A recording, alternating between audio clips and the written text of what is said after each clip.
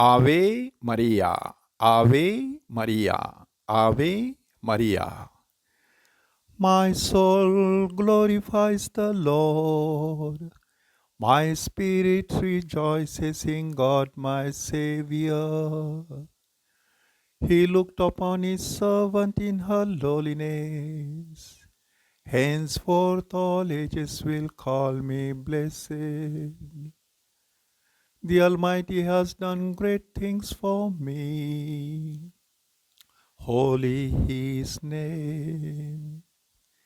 अशा प्रकारचं पवित्र मरियेचं स्तोत्र दररोज संध्याकाळी पोप महोदयांच्या महालापासून तर सेमिनरी कॉन्व्हेंटमधील सिस्टरांच्या चॅपलपर्यंत सर्वत्र गायलं जात असतं किंवा वाचलं जात असतं. आणि ह्या स्तोत्रांचं स्वरूप मराठी भाषेमध्ये देखील वेगवेगळ्या प्रकारे आपल्याला ऐकायला मिळतं. हालेलुया, हालेलुया, हालेलुया, हालेलुया. या पुढती जन सकल पिढ्यांतील म्हणातील मजला धन्यती. कारण केली अद्भुत कृत्ये प्रभुरायाने मजसाठी. हालेलुया, हालेलुया, हालेलुया, हालेलुया. पवित्र मरिया जखऱ्याच्या घरी गेल्यानंतर तिने अलिशिबेला आनंदाने अभिवादन केलं आणि तिचं अभिवादन ऐकल्यानंतर अलिशिबा पवित्र आत्म्याने परिपूर्ण झाली आणि ती मोठ्याने बोलली, स्त्रियांमध्ये तू धन्य. आणि त्यानंतर दोघींमधील संवाद आपण अलीकडेच ऐकलेला आहे. त्यानंतर पवित्र मरियेने मात्र त्या घरामध्ये जे स्तोत्र गायलं ते स्तोत्र अजरामर झालेलं आहे. गेली 2000 वर्षे त्यांचे पडसाद सर्व जगाच्या कानाकोपऱ्यात जिकडे तिकडे उमटत आहेत.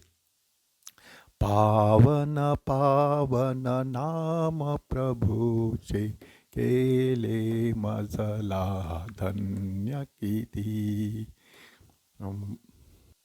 मन माझे आनंदे भरले, गाते प्रभुरायाची स्तुती. या पुढती जन सकल पिढ्यांतील म्हणातील मजला धन्यती. कारण केली प्रभुरायाने अद्भुत कृत्ये मजसाठी.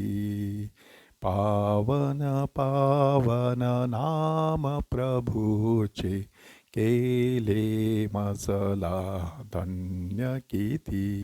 मन माझे आनंदे भरले, गाते प्रभुरायाची स्तुती. ह्या पवित्र मरियेच्या स्तोत्रामध्ये बऱ्याच गोष्टी दडलेल्या आहेत. पवित्र मरिया सुरुवातीला परमेश्वराचं स्तुतिगान गाते आणि त्यानंतर जणू काही प्रभू येशू ख्रिस्ताद्वारे ह्या जगामध्ये जो सत्ता पालट होणार आहे, उलथा पालट होणार आहे, जो बदल घडून येणार आहे, त्याचंच जणू काही भाकीत करते की जसं त्याने भुकेल्यास उत्तम पदार्थाने तृप्त केलं आहे आणि धनवानास एकाम लावून दिला आहे, तशा प्रकारे सामाजिक बदल येशू घडवून आणणार आहे. जे आपल्या अंतःकरणाच्या कल्पनेने गर्विष्ठ आहेत त्यांची त्याने दानादान केलेली आहे. म्हणजे आध्यात्मिकदृष्ट्या उलथापालत कशी होऊ शकेल ह्याची वाच्यता पवित्र मरियेने त्या ठिकाणी केलेली आहे. त्याने अधिपतीस राजासनावरून ओढून काढले आहे आणि दिनास उंचावले आहे. म्हणजे राजकीय दृष्ट्या देखील कशी उलथापालत होणार आहे ते देखील त्या ठिकाणी दर्शविलेले आहे. आणि मग आपल्याला सांगण्यात आलेलं आहे की अब्राहम आणि त्याचे संतान ह्यांच्यावरील दया सर्व काळ स्मरून परमेश्वराने आपला सेवक इस्रायल ह्याला सहाय्य केले आहे. म्हणजे पवित्र मरिया जुना करार आणि नवा करार ह्यांना जोडणारी एक अद्वितीय असा दुवा कशी होती ते ह्या गायनाद्वारे आपल्यासमोर सादर केलेलं आहे.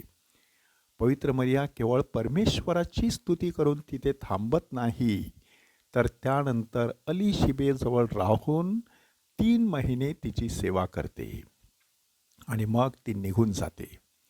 आपल्याला माहीत आहे की त्यानंतर योहान बाप्तिस्ताचा जन्म झाला असावा.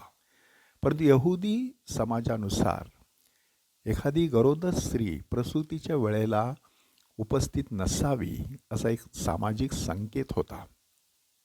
पवित्र मरिया 3 महिने अलीशिबेकडे राहिली, म्हणजे तिच्या पोटातील बालक गर्भ 3 महिने वाढलेला होता आणि आता अलीशिबा मात्र 9 महिने पूर्ण होऊन बाळाला जन्म देणार होती. त्या अगोदरच पवित्र मरिया जणू काही पडद्याआड होत असते. आपलं काम केल्यानंतर परमेश्वराच्या योजनेनुसार वेळीच आपल्याला पडद्याआड जाणं, व्यासपीठावरून बाजूला जाणं अतिशय महत्त्वाचं असतं, असंच तिने त्या ठिकाणी जणू काही दर्शविलेलं आहे. त्या पवित्र मरियेप्रमाणे आपल्याही ओठांवरती सदैव शब्द असावेत की जे शब्द आज शमूएलाची आई हन्ना हिच्या ओठांवर देखील आपल्याला दिसत आहेत. मन माझे आनंदे भरले, गाते प्रभुरायाची स्तुती. आवे मरिया, आवे मरिया, आवे मरिया.